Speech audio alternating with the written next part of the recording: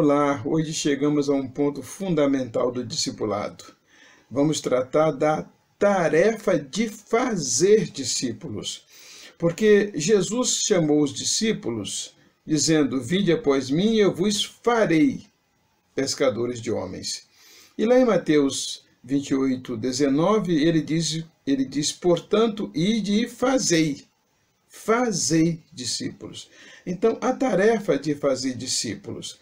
Mas eu quero compartilhar logo de princípio a experiência da irmã Osileia, que é filha de pastor, já era membro de igreja, já estava integrada na nossa igreja, mas o esposo e os filhos ainda não eram membros, inclusive não haviam feito ainda a decisão da entrega da vida para Jesus, e como toda esta família pôde ser alcançada. Ela vai compartilhar agora, o esposo dela vai compartilhar também. Vamos ouvi-los. Eu sou Geraldo Edmar Pereira, sou membro da Primeira Igreja Batista em Lagoa Santa, do pastor Joselito, assim como a minha família. Aqui eu estou com a minha esposa Osileia, com a minha filha Ana Carolina, com meu filho Davi e com meu filho Lucas. Em 2016, nós estávamos frequentando, há um tempo já, a igreja, a Primeira Igreja Batista. Eu sou filha de pastor, nós sempre fomos cristãos, mas o meu marido ainda não era convertido e minha filha não era batizada. O pastor Joselito perguntou se a gente aceitava fazer o discipulado e nós aceitamos, todos aqui em comum acordo.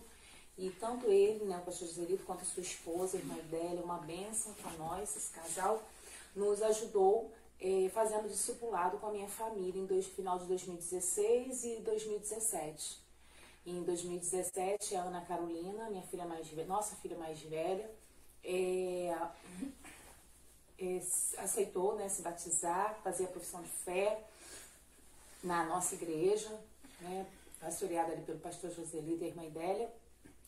E naquele ano o discipulado ainda continuou e mais para frente o meu marido resolveu também se batizar, e aí ele se batizou em dezembro de 2017 e hoje já tem 2 anos, 2 anos e meio? 2 anos e meio mais ou menos que o meu marido é batizado e a minha filha 3 anos que é batizada. Em nome de Jesus, está aqui os meus meninos, participam da escola bíblica e também do culto infantil, salvo esse período aí de confinamento e pandemia, está sendo feito aí esse trabalho todo do pastor José, tão discipulado quanto o ministério infantil online, mas está sendo aí instruído os nossos meninos também no caminho do Senhor, para que eles também possam se batizar. Vamos ao Senhor. Obrigado, irmão Geraldo, obrigado, irmã Osileia, e os queridos aí, a Carol, o Davi, o Lucas, vocês são bênção em nossa igreja e damos muitas graças a Deus, louvamos ao Senhor pela vida de vocês. Então, e agora? E a tarefa de fazer discípulos? Qual é exatamente a nossa proposta? Eu já falei para vocês que um ponto importante no discipulado é o que se faz no acolhimento na igreja. Quando as pessoas chegam à igreja, o modo como essas pessoas são acolhidas, ou o modo como você estabelece um contato, entabula um contato com a pessoa. Esse é o ponto fundamental. Eu já falei também que você precisa levar as pessoas a gostarem de você, porque eu disse que se a pessoa não gostar do mensageiro, ela não ouvirá a mensagem desse mensageiro, por incrível que pareça.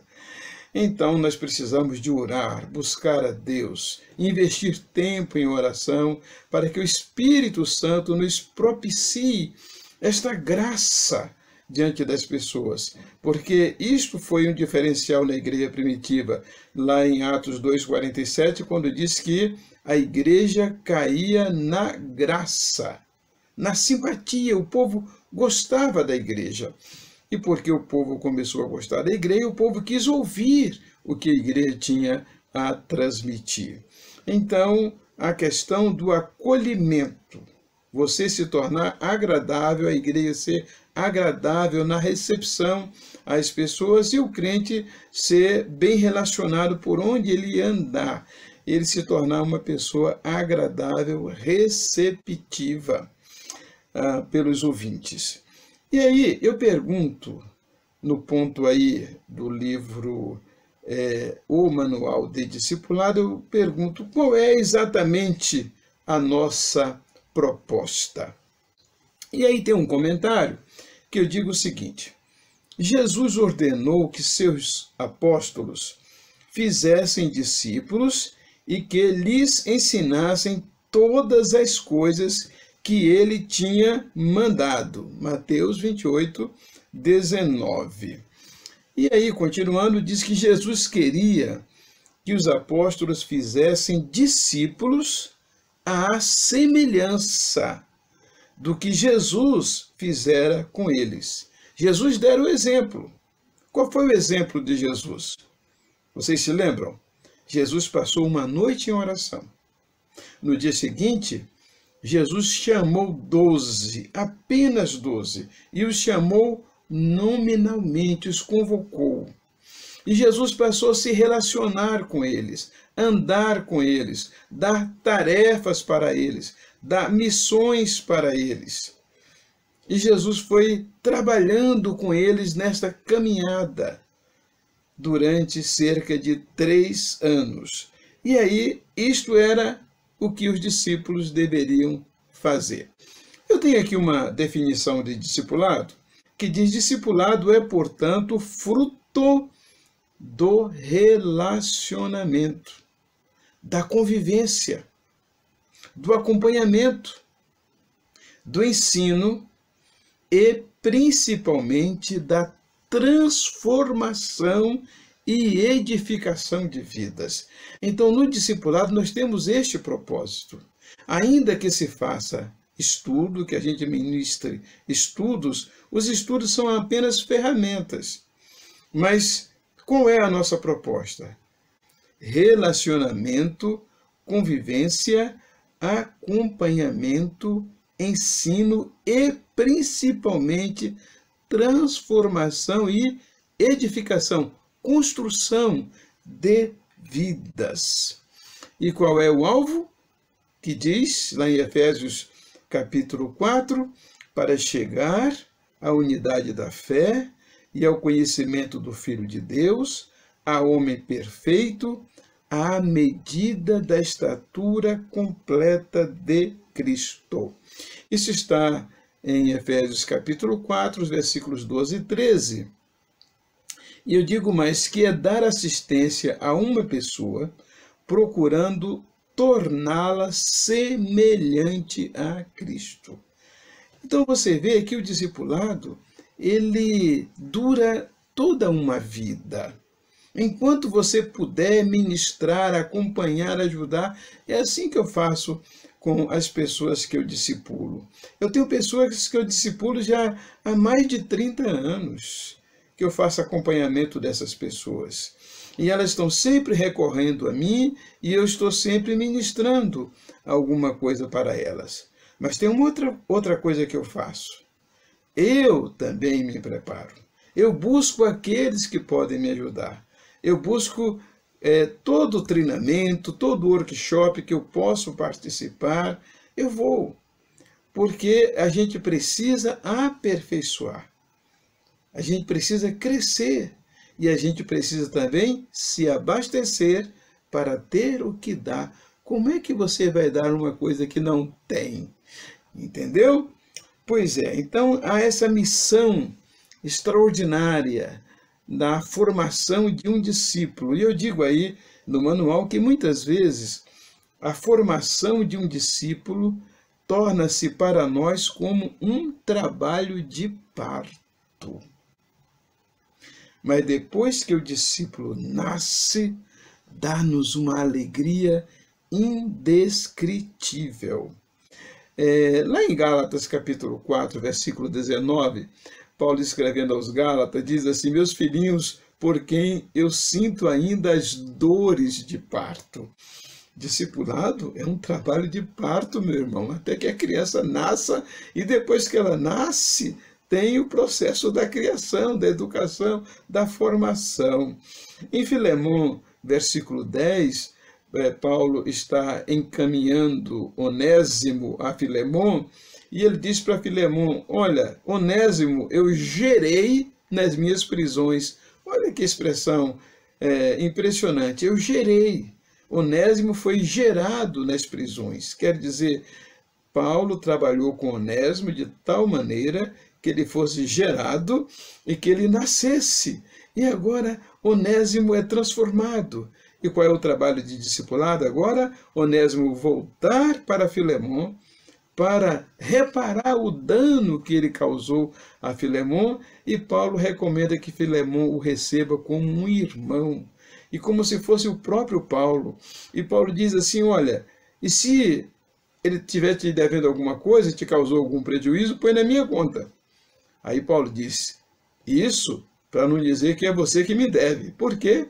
Porque Paulo evangelizou Filemão, Filemão é fruto do trabalho de Paulo, Paulo trabalhou com Filemão. Em João, é importante salientar ainda, eu digo no manual, que no discipulado buscamos aqueles que Deus tem preparado o seu coração. Lá em Atos capítulo 16, Paulo e Silas saem em uma nova missão na sua segunda viagem missionária.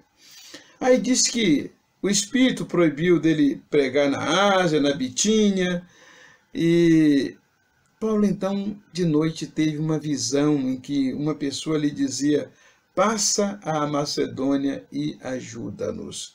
E quando Paulo chega à Macedônia, na cidade de Filipos, ele encontra Lídia, lá no capítulo 16 de Atos, versículo 14, que diz que Deus preparou o coração de Lídia. No discipulado, nós buscamos as pessoas que Deus preparou o coração. A gente investe naqueles que estão abertos. Pelos outros que não estão abertos, a gente ora. A gente cria expedientes que possa levar a pessoa a abrir o coração. Mas apresentar mesmo o plano de salvação para uma pessoa já está comprovado. Eu já tive experiências diversas vezes de apresentar o plano de salvação para uma pessoa que não estava preparada e causou foi frustração. Então, quando você apresenta para uma pessoa que está com o coração preparado, sabe o que acontece? O fruto está madurinho, pronto para ser colhido. Por isso que nós precisamos buscar as pessoas que Deus preparou o coração. Então, por onde começar o discipulado na igreja? Claro que primeiro você vai convocar um grupo para treinar. E eu já expliquei como é que se convoca esse grupo. Você vai orar, você vai pedir nomes a Deus, você vai relacionar esses nomes, você vai chamar essas pessoas e você vai passar a ensiná-las e demonstrar para elas como praticar o discipulado. Ao mesmo tempo que você as está discipulando, porque você está transmitindo o conceito, está se relacionando e as está acompanhando, mas elas também estão aprendendo a discipular outra pessoa. E por onde então que a gente deve começar o discipulado na igreja? A minha sugestão, por incrível que pareça, comece pelos novos convertidos. Primeiro alvo nosso na igreja são aqueles que já estão na igreja. Como eu já contei anteriormente, que eu pesquei o dia inteiro e pesquei uma quantidade significativa de peixes, mas quando foi de tarde, eles estavam estragados. Outra vez eu fui pescar e peguei uma quantidade muito maior, mas só que eu estava com outras pessoas experientes que me ensinaram. E sabe o que aconteceu? Não perdemos um só peixe, porque nós tratamos dele. Nós deixamos os peixes no local que eles podiam ser conservados. Então, assim, são os peixes, os novos convertidos que já estão em nossa igreja. Eles precisam ser tratados, cuidados. Então, o meu primeiro alvo, e eu sugiro que o seu primeiro alvo seja os novos convertidos. Veja quais são as pessoas novas convertidas, mesmo as batizadas, que estão na sua igreja, e as discipule. Coloque irmãos mais amadurecidos, mais experientes, para acompanhar essas pessoas. Porque sabe o que vai acontecer? Se você tem um novo convertido e um outro membro mais experiente se junta a ele para discipulá-lo, o que você vai ter? Uma dupla de discipuladores. E essa dupla já vai depois passar a discipular outros. Olha só. Depois, aí sim, as pessoas que são interessadas no Evangelho. E aí são aquelas pessoas que estão vindo à igreja há muito tempo e nunca fizeram uma decisão, nunca entregaram o seu coração para Jesus, ou já entregaram, mas não tomaram a decisão pública.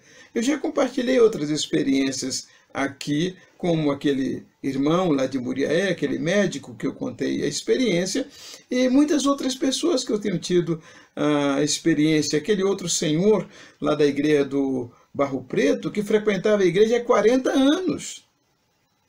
E muitos pensavam que ele era membro da igreja. Mas quando ele foi discipulado, ele decidiu batizar-se. Quais são as pessoas que você tem na igreja, que já frequentam a igreja, que não são membros da igreja? Passe a dar uma assistência especial para elas. E aí vem os demais interessados, os seus colegas de trabalho, pessoas que você constantemente é procurado por essas pessoas, e elas demonstram que têm uma abertura de coração. Mas sabe quem é uma outra pessoa que a gente precisa trabalhar e investir no discipulado? Os parentes dos membros da nossa igreja. No Rio de Janeiro aconteceu uma coisa fenomenal. Assim que eu cheguei, que assumi o pastorado da Igreja Batista em Acari, eu falei para os irmãos: olha aí, maridos, se preparem se vocês não são crentes, porque vocês agora vão aceitar Jesus. É uma maneira somente de estimular, de incentivar. E uma irmã levou isso muito a sério. E ela começou a orar pelo esposo dela. Ele ia até a porta da igreja, deixava ela e voltava para casa. Mas um dia, 2 marginais entraram na casa deles, renderam a família, e o esposo estava no telhado da casa, consertando alguma coisa lá. Quando ele desceu, os bandidos renderam-no. E naquele momento de desespero, ele falou assim: Senhor, ele fez uma oração no coração dele. Se o Senhor preservar a minha vida e a vida da minha família, domingo eu vou me entregar para Jesus. E Deus preservou aquela família. E foi muito lindo no domingo, quando toda a família foi à frente. Porque a esposa e os 2 filhos eram membros da igreja já. Só ele não era.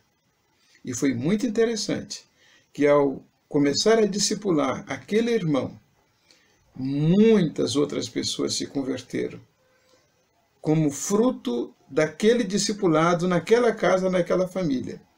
E eu batizei muitas outras pessoas, e ali foi formado um pequeno grupo, uma célula, como chamávamos naquele tempo. Então é assim, você investe num familiar, num parente, e você vai ver que bênção extraordinária que vai ser o resultado de você ganhar familiares para Cristo. Houve uma outra experiência muito interessante, foi lá em Barão do Monte Alto, que é uma cidade próxima a Muriaé, onde nós tínhamos um projeto social. Havia uma congregação da igreja lá. E uma missionária nossa estava numa casa em que um dos membros da família não era membro da igreja. Quando criança chegou a frequentar, mas depois se afastou. E naquele dia ele disse que iria colocar aquela missionária para correr. Só que quando ele chegou lá, ela estava ministrando um estudo tão extraordinário, que ele sentou para assistir e entregou a vida dele para Jesus. Parentes.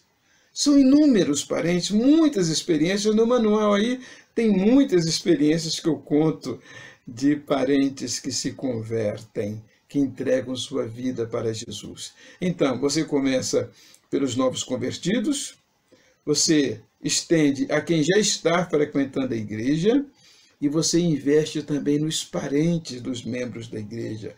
Olha, há muitos parentes de membros de igreja que não fizeram a decisão porque eles têm dúvidas sobre alguma coisa ou eles não receberam a devida atenção.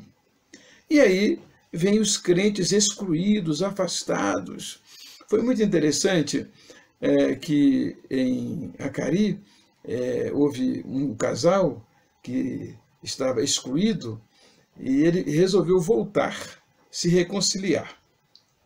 E eu passei o nome desse casal para um irmão da igreja. Aí ele falou assim: pastor, mas ele já é crente, pastor. Ele já foi membro de igreja. Eu falei: mas ele não foi discipulado. Olha, esse irmão foi discipular este casal. E diversos outros membros da família foram alcançados, foram salvos, foram batizados. Este casal foi integrado. E depois o esposo se tornou um obreiro, um pastor. E hoje ele está no ministério. Como nós louvamos a Deus por isto, não é? Investiu numa pessoa que estava excluída, estava afastada.